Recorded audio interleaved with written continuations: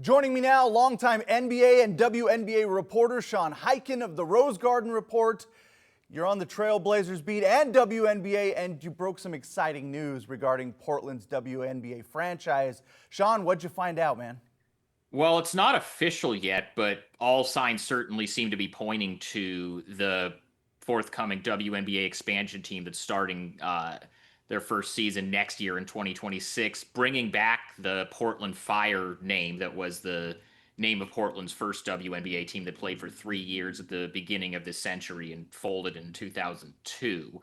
The league just filed today a handful of trademark applications for both the name Portland Fire and for a P logo that's like a stylized kind of old English type P just logo just to just to get it filed. And the two categories that they filed in, they filed one of each in clothing and merchandise, and then they filed one in live entertainment and basketball games. Like there's longer descriptions, but they filed for both that name and that logo in those two categories, which would certainly seem to indicate that they are gearing up to have that be the name of the team. Obviously, nothing's official yet, but that's the way it's trending right now. And I've also been hearing over the last few months from a variety of different places that that was the direction that it was heading. So this would just appear to be confirmation of that. And Sean, when you were looking through the trademark applications, was there anything that stood out to you or that you found the most interesting as you were reading through them?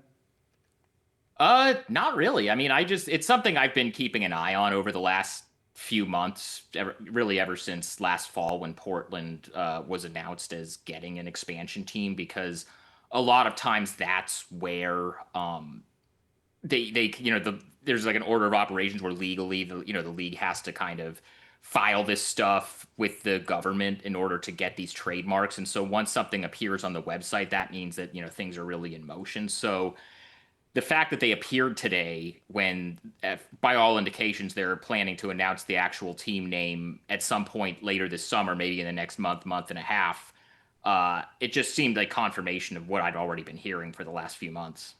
All right, so does the timing then, as you were mentioning, does that make sense to you, especially with an Yeah. official announcement probably coming very, very soon?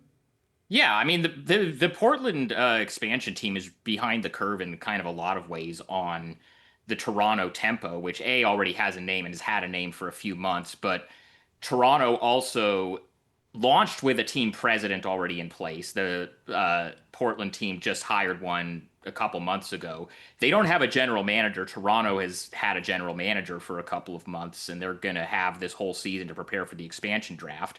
And they also, the Toronto team is just kind of, they had a little bit of a head start on launching, but with both Portland and Toronto starting play in 2026, it's a little bit of a time crunch as far as getting all this stuff in place before they actually have to prepare for the expansion draft this fall. They got to hire a coach at some point, and then they're going to have to think about putting together the roster. They still need a general manager. So the next logical thing to happen, they did break ground on a practice facility a couple of months ago out in Hillsborough that they're going to share with the Thorns, which the Bethal family also owns. But it would just appear that, the next thing that's happening is going to be a name official announcement soon. In terms of a temperature check just around your readers and, social media, what's been the feedback so far with the name? And are you a fan of the team name? I think it was the right thing to do to go back to the Fire. And by and large, from what I've seen on social media, people seem to like it. I understand there were some folks who wish that they would come up with something different and not just kind of default back to what the team was 3 years ago or what the team was 20 whatever years ago that folded after 3 years and never made the playoffs and never won anything. I think that's a concern that some people have. What I would say to that is that, as we've seen, when teams are coming up with new names, it's kind of hit or miss. Like, I think everybody really likes the Golden State Valkyries name and kind of the way that they're a sister franchise for the Warriors, and their branding has been really strong, I think. And then the Toronto Tempo, I think, has just been kind of mixed. Like, I think it got a little bit too gimmicky and too cute, and it's one of those things where once they explain it to you, you say, okay, I kind of get it, but I kind of wonder if you have to explain a name that much, is it actually a good name?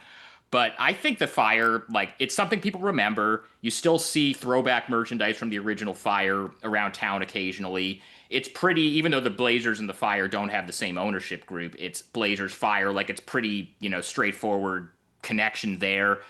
And I think once, we'll see what the uniforms end up looking like, what the new logo ends up looking like, what the colors are once they actually roll that stuff out officially. But if this is indeed what the name is, I think overall there's going to be more positive than negative reaction to it. You touched on what to expect moving forward, but what will you be looking forward to as all of these big announcements continue to unfold? Well, I mean, besides, when they do the name and logo, that's obviously the next thing, but I'm curious who they hire as their general manager. They said Lisa Bethal-Mirage, the team's governor, said at the practice facility groundbreaking ceremony that they're hoping to have that in place in the next few months. So once they have a general manager in place, I'm curious, what that person's philosophy on team building is, and then what their strategy is going to be at the expansion draft. And then also they got to hire a coach at some point, which they could have a lot of different pools of candidates to choose from there. So that there's a lot of stuff kind of coming up in the next, I would say, 6 months or so that are going to tell us a lot about what this team is actually going to look like when it starts playing next May. Man, it's exciting times. And Sean, I always appreciate you carving out a little bit of time for us here on the show. So I appreciate you, man. And make sure to catch Sean on the Rose Garden Report. Make sure to subscribe, especially this time of the year, as he really dives into the Portland Trail Blazers coverage and, of course, Portland's new WNBA franchise. Sean, appreciate you as always, man. Good to talk to you, man.